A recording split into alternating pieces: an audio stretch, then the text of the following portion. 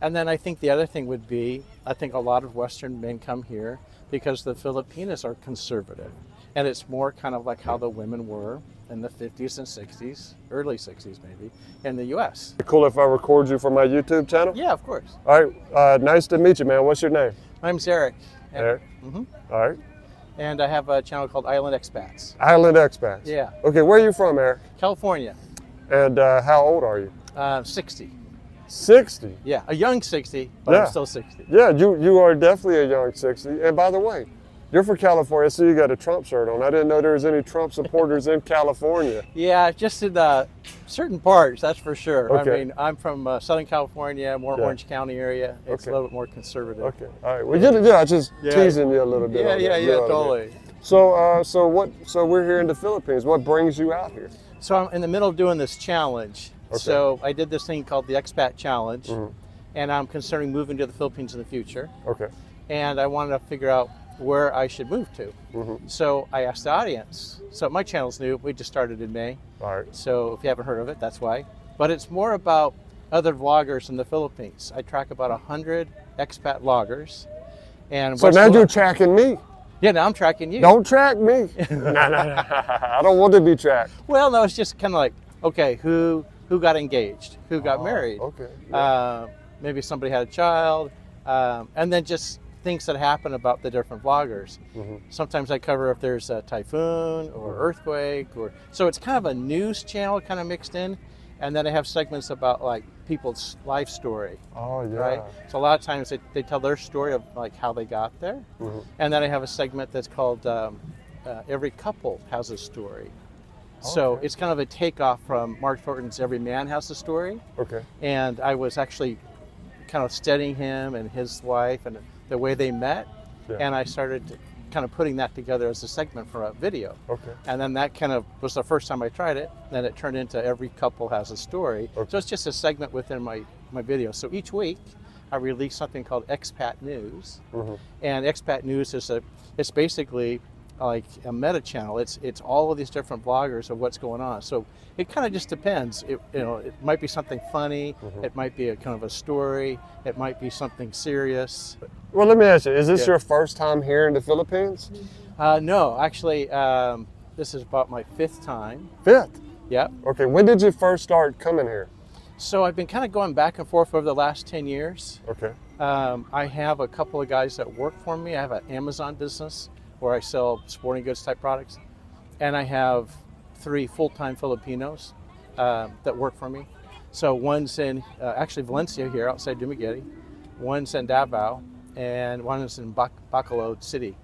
So I go back and forth and see my guys. And so I've been dealing with the Philippines, off and on the last 10 years. And then when I'm over here, after we finish the business stuff, then I like to go travel and check out places. Okay. So I just explore, So what do you have to say about the Philippines as a guy who's been coming here on and off for Yeah. 10 years? Well, I think it's interesting because we're kind of at this juncture in the U.S. right now. Not sure about other Western countries, but man, the country is so polarized. And politically, it's just kind of a mess, right? Yeah. So we'll stay out of all of that because I don't get into politics either. Although I have my Trump shirt on, so if you want to know where I stand, I'm clearly on the conservative camp. But that's kind of one of the things why I like the Philippines. It's more traditional family, right? And then there's a lot of faith-based people here, Catholics, Christians primarily. So I just like how it's more of a traditional value culture. And there isn't all these isms, right? Because in the U.S. we're struggling with wokeism and gender identity, which is just beyond my imagination, right? We didn't worry about that when we were kids. Whatever you got is what you had, right? And now they're trying to make that an option for these young children that are being born. Like, don't give them a name. Don't tell them their gender for the first couple of years. They'll decide. It's like, where's the world going to? You don't see that type of thing here in the Philippines. And then the Filipinos are just the friendliest people in the world. They really are. I just came from Cebu and went up to Cebu City, IT Business Park, Oslo, went swimming with the whale sharks, exploring. The people are so amazingly friendly. And just anybody will help you, talk to you. And so I just really enjoy the Filipino people. So is your vision, is your plan to bail on the U.S. and move here permanently? That's a great question. So that's a hard one for me because I'm very patriotic for the country. I would fight for the country. Even at 60, I'd still fight for the country. Good for you, man. So I have that part of me, but then the other part's kind of like, I like the traditional values here. And so kind of my plan at this point is to find the right place to be here and then split my time between the U.S. and here for now. My parents are elderly and they're getting quite a bit older. So as that's kind of happening, I want to help them and finish that part up. When that's done, we'll see what happens. Okay. Yeah. Have you been to other places in Asia, like Thailand or Vietnam or Japan? A few, yeah. So I've been to Japan, which is an interesting place. That was very fascinating. Very different than some of the other Asian countries. Very organized. You know, like you pass a construction site along the road and all the pieces of pipe this big are organized together and this big and this big. And they're very into quality and all of that. So, and I found them very engaging people.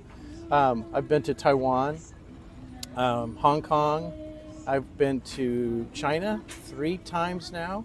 That's a completely different type of place to travel. When you go to Hong Kong is kind of where you start, and you have English kind of mixed in with Chinese, and you can kind of get around, figure out the train system and all of that stuff. But when you cross the border 2 hours north of Hong Kong, Google is throttled, there's no English. So you're now looking like, okay, how do I navigate from point A to point B? It's a challenge. Okay. But so much that's manufactured right now in the world is coming out of China. And so it's forcing businessmen like me to go and take a look. I'm trying to do the opposite now. I don't really like what's going on kind of with China and the politics of, with the US and our dependency on them. So I'm actually trying to switch my products that I make to back to the US. Yeah. And I'd rather support the US economy 100%. So there was a time there where we were kind of forced to China, but now I feel like it's getting sketchy. And if China were to invade Taiwan, they're going to cut off all trade with the U.S., I think. So I'm trying to plan ahead and get ahead of that. And honestly, I'd rather deal with more Western countries anyway.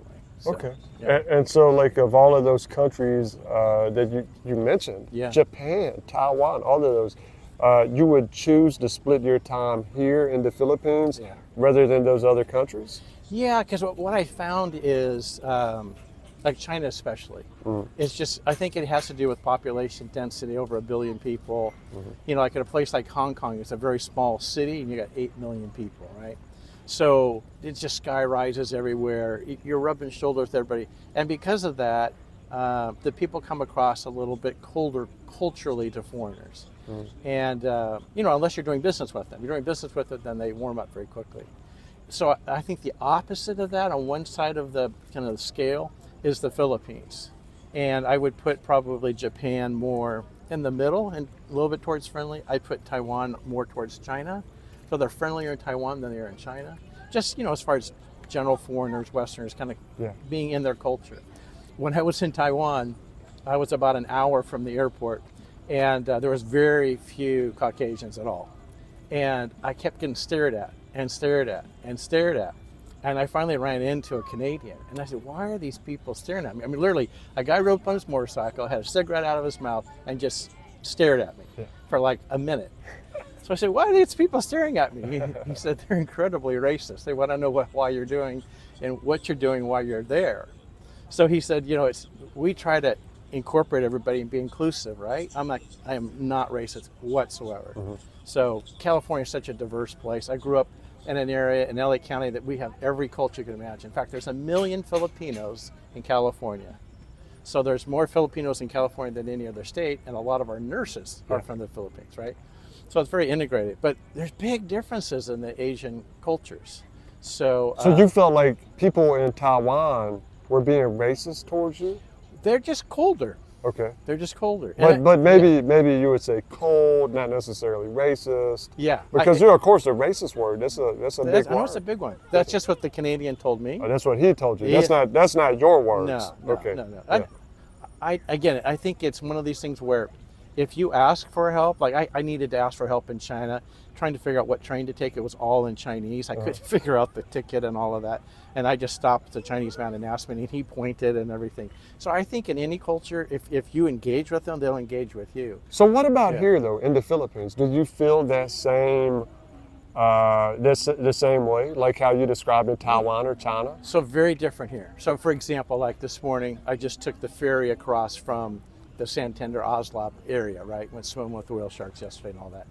And I was just talking with some of the dock workers and just, joking around with them, saying like, good morning, Mayo Buntag to them and Visay. Oh, wow. Mayo Buntag. Yeah, Mayo Buntag. Or I joke around and say, Magadang Maga. And then I purposely mix it up, but I'll put in like, Harpon for the afternoon and it's morning. I'll switch it around to make them laugh. Yeah. So they think I'm getting it wrong, but I know what I'm doing. Anyway, I was just talking to dock workers. These guys are helping load the docks, whatever.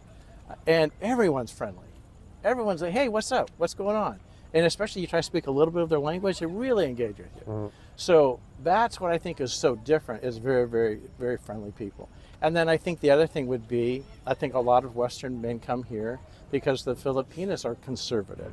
And it's more kind of like how the women were in the 50s and 60s, early 60s maybe, in the U.S. Do you got a wife or a girlfriend? I'm almost through a divorce, unfortunately. Okay. And so yeah, we were married a long time.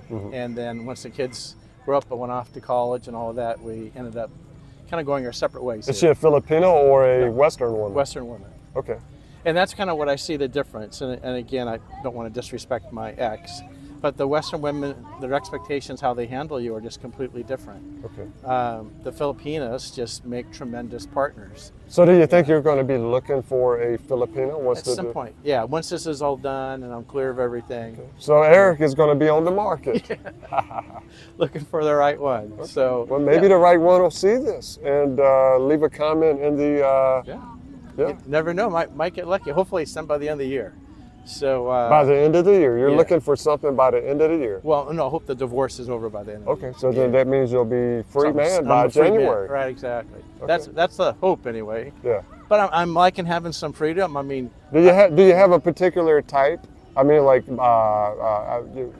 maybe conservative, right? But yeah, totally. As far as age or looks. Yeah, so I've got a kind of theory on that. I kind of go with what Rike, Life Beyond the Sea, came up with. Okay. He did a video, it's got to be 5 or 6 years ago. It's got like 2 million views. And it was basically, talk to the Filipinos that are 35 or older. And I feel like, yeah, there's a lot of young, beautiful women here. But if you bring them back to the U.S., they're going to mold to our culture, and then we're going to change. If you find a woman that's closer to 40, 35 and up, let's say, but anywhere in that range, 35 to 45, 35 to 50, they've already had kids. They're already established their belief system. They appreciate you. They know what they want from life, and I think they're just going to more likely work out. So I'm more in that camp. I know others do other things with that, and some of these women are very attractive that are in their 20s. But I feel like as far as a long-term match, if you had a choice, it feels to me like if you can find somebody 35 to 40 and up, you're probably you're going to have less competition, and then someone that's very thankful and loyal to you. Okay. So that's my perspective. And again, I'm coming from a 6-year-old. If I was 25, I'd say something different. Right? Of course. Yeah. Okay. Yeah. Hey, look, man, you want to give a shout out to my subscribers? Yeah. Okay. Yeah. So. And by the way, the channel is Island Expat. That's your channel again. Yeah. Look, man, it sounds great. I'm going to check it out. I want to see what you're doing, man. And thank you so much, Eric, for taking the time to be here and allow me to learn so much about you and your experience. And thanks for letting me bring up my channel and your channel and taking the time. We should say how this happened.